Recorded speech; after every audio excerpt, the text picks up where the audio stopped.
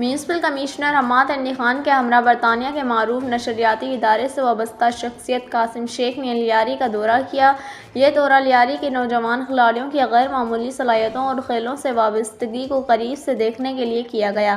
دورے کے دوران نوجوانوں نے اپنی فن مہارت، محنت اور کھیلوں کے جذبے کا شاندار مظاہرہ کیا، جسے قاسم شیخ نے بھرپور سراہا۔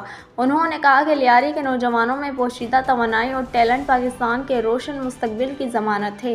میونسپل کمشنر حماد نے اپنے پیغام میں کہا کہ لیاری کی باصلاحیت نوجوانوں کو ہمیشہ سندھ حکومت نے سپورٹ کیا ہے اور ان کی قابلیت کو پروان چڑھانے کے لیے عملی اقدامات کیے جا رہے ہیں۔ The kind of talent that they have, you won't find this in Pakistan.